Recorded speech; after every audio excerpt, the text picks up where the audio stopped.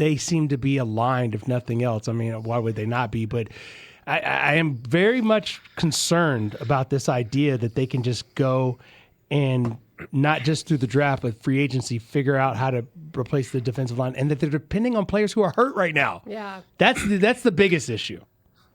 Yeah, and one of my key takeaways was Poles kind of shot back at my idea of needing to overhaul this group, saying, and he said this in a later session of, well, Austin Booker wasn't fully healthy last season. Let him be the guy you saw late in the season. And obviously the unfortunate setback with Dio Dangbo, and you were just dealing with injuries across the board there where they weren't really able to form that group. And Poles was like, basically, look, we tried to build this thing the last couple of years and thought we had that core in place, and the injuries were really the big setback. So what you're understanding now is that they're trusting this group is going to really come together if healthy, but obviously they need reinforcements too, and they did not get enough off the edge. Montez Sweat needs a proper tandem.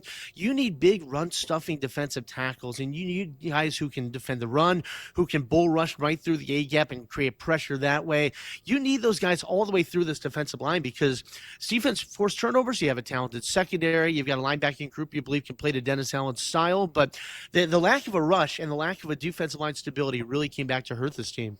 Well, and that's why when Marshall and I looked at each other with an expression, Chris, when we heard you say possibly 5 people, in that unit, I don't know how they get from point A to B. I mean, is it drafting nothing but defensive players? What's the likelihood of that happening, knowing that left tackle is still somewhat of a concern, as we heard Ben Johnson say? Each of the last 2 years, the Super Bowl champion, the Seahawks and the Eagles, both won in large part because of dominant defensive fronts and defenses that were able to create pressure, especially on the biggest stage, getting after Drake May, getting after Patrick Mahomes, his last 2 Super Bowls. Neither of those teams had a player in double-digit sacks. They didn't have that Max Crosby or that Myles Garrett or that T.J. Watt, that dominant player off the edge who just racks up the sack totals. The Seahawks were led by 2 players with 7.5 sacks, I believe it was. The Eagles had a leader with 8 sacks the year before. So the idea is they had quantity. They had so many different guys, both interior and edge, who can get after you.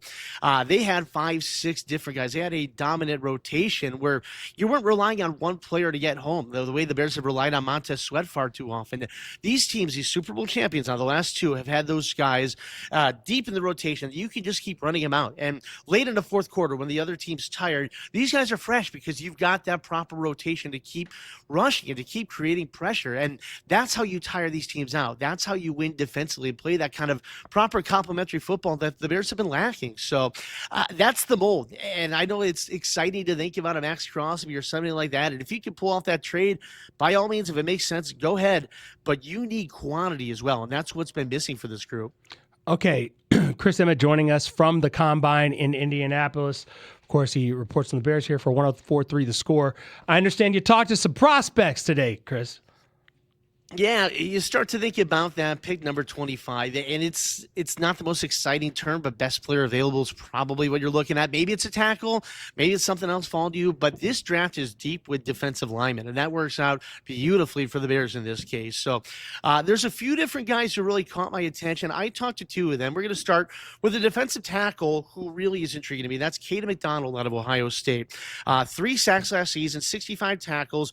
This is an active player to the football. He's constantly getting to the ball. Disruptive player in the running game. This is somebody who really just bullies through offensive lines. If you follow Mel Kiper Jr., he's got Kayden McDonald mocked to the Bears in this spot. The comp from NFL Network is DJ Reader for a Kayden McDonald. Here's some Kayden McDonald. Get to know this young prospect. On early downs, I can stop the run, and on third downs, I can push the pocket. I'm a complete player. I'll say my preparation, I believe I'm the best defensive tackle in this draft class. I really pride myself on being consistent, competitive, holding my teammates accountable. And I put it all together, working on my diet and just staying consistent, really, just doing what I got to do. I'll say my power, having violent hands. I'm that guy. I'm strong in the middle. My high school coach said being a war daddy, being that guy in the middle, stopping everything, being disruptive on all downs. This is what like I said, I've been playing this game since I was 4 years old, and this is what I want to do. And, I want to surround myself around good people and just do good things for my team and just win Super Bowls. Yes, I'll say I model my game around physical D tackles that are like strong in the middle. I really don't have a specific player, just guys that know how to penetrate, be game changers. I'll say looking at the personnel down the distance, and I'm that type of guy. I welcome double teams, I command double teams, and I'm going to free up the linebackers. And whoever team decides to get me, that's what you're going to get. Kayden McDonald using my favorite term, violent. Anybody describing themselves as violent on defense, I'm good with that. And then a new term that I hadn't added to my lexicon, war daddy in the middle. I thought that you were going to say that was your favorite. No, I need more violence from my defensive line than what was offered to me last year watching Bears games. How about that? Agreed.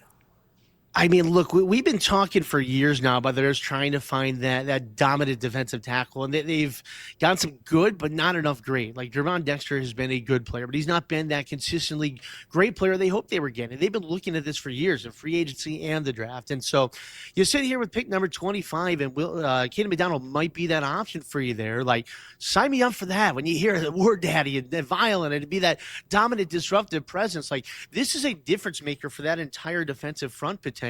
So an intriguing player to watch as you look toward pick number 25 there. We're talking to Chris Emma, our Bears reporter, who is live at the Combine right now in Indianapolis here in Rahimi Harris and Grote on 104.3 The Score. Chris is also on Twitch if you want to see the scene.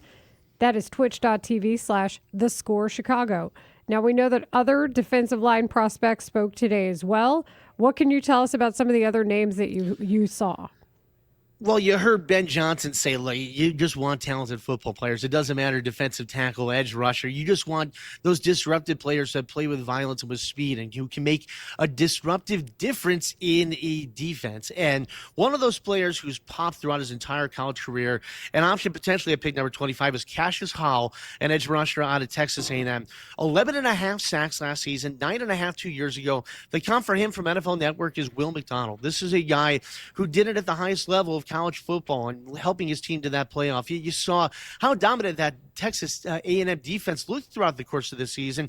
Cashius Howell was a key part of that. So another guy, we'll see if he's there for the Bears at 25, but there's a lot to like about him. Let's get to know him. Here's Cashius Howell. A guy that's going to come in and work every day, be the same guy every day, bring the same motor, the same energy, the same effort. I feel like I hold my hat on, treating every drill, every play, every practice, every rep as it's my last, and I put forth my full effort. So I feel like that's what they will get from me.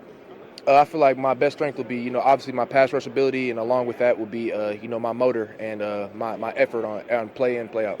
High motor guy, high intensity guy. I try to play with as much violence and as as controlled as I possibly can. Yes, sir. After just being kind of under recruited, I just always had an inclination within, just the back of my mind and within my conscience that I could, do this and play at the highest level. And I'm just blessed to be in this position to be able to have put forth that talent this year. See, these guys know the importance of violence. That's core to me when you're talking about defense, and you're trying to make the quarterback or really anyone fear for their lives when they face up against you.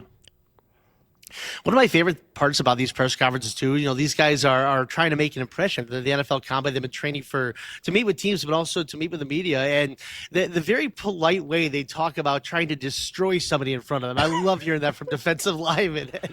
Like, yes, sir, I want to be violent. I want to be a war. Like, it's great. And you get to know these players, and you get a preview of what's happening in these meetings when these teams, like the Bears, do meet formally with these prospects. And I think it's 18 minutes you get with these guys, and you get a sense of the makeup of these players and the personality starts to come out from some of them. Others are more reserved, and you hear from some of these players who just aren't really comfortable being themselves in this kind of setting. But one player I got to talk to, I don't unfortunately have audio for this, is Zion Young out of Missouri, who is just a character. And you really get a sense that this guy is bubbling with personality, but is also ready to beat your teeth in if you're an offensive lineman. And he's a raw prospect, but he's somebody with a ton of potential for the NFL. I wish I could get some audio from him, but man, he was really impressive. Yeah, just the takeaways from him. And then also, I know he spoke about being Luther Burden's teammate at Missouri, too. So that seemed like a good connection there. Yeah, and you get a reference from Luther Burden. If you're Ryan Poles and you're exploring Zion Young for pick number 25, this draft really sets up just beautifully for the Bears when you talk about the term best player available and matching your needs with the talent and the board. The Bears are going to get a very talented player who falls to them at 25 who happens to fit a spot on this roster that they're trying to fill. So this is a great situation to be in. And obviously, you want to be picking at the bottom of the draft. You want to be doing that year after year. And from my perspective, it's nice not sitting here saying, what are they going to do with the number one pick? Do they need this quarterback? Are they going to trade down in the top 10? Like, you're sitting there at the bottom of the draft feeling really good about your position long term, and this draft sets up favorably to keep reloading the cupboards. He is Chris Emma. He is the Bears reporter for 104.3 The Score, and he is on with us from Indianapolis, site of the NFL Combine, where we're trying to figure out what are the Bears going to do at number 25. But Chris, as you illustrated, hey, it's good if you're looking for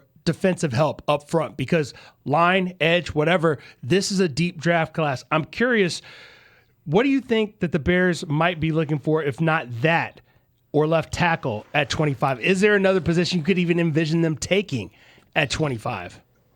Maybe, probably not. I would bet pretty strongly on the idea of it being a D tackle, an edge rusher, or an offensive tackle. Okay. And like I think it just sets up the way this draft is going to fall to them at 25 and what they have with those needs. I at this point I'd be surprised if it wasn't that, but you never know. Weird things happen in the draft, so I think it's a great situation for the Bears to be in. And now, if you want to turn it to free agency in a couple weeks too, when you talk about it specifically with that D line, I mean you can start looking at some of those veteran additions. Some of these guys, 1 or 2 year deals, short term players, whether it's a guy like a Khalil Mack or a Cam Jordan toward the end of their career, who can be still a productive player and a leader for that group. And then you're not worried about throwing out your cap space and your flexibility moving forward.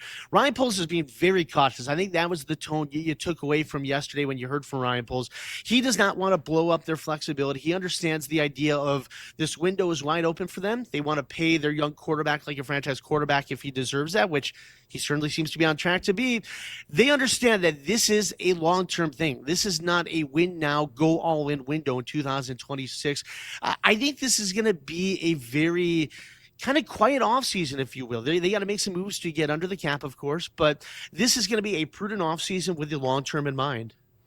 Chris Emma, thank you so much for reporting from the Combine. Anything else that you've heard that you want to let us know about? I don't know, any NFL discussion that seems to be dominating the day that's more league-focused than Bears-focused?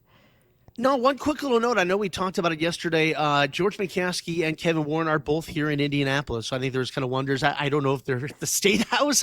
I've encountered both of them here throughout the hallways. So I can say soundly that they are here in Indy and they are part of the Bears brass. We now go live to State House, Chris Emma, who's across from the State House. No, so that you have seen them, but they haven't spoke. They have not spoken. I don't believe either of them will. That's my understanding. But they are present, and they are part of the Bears brass here.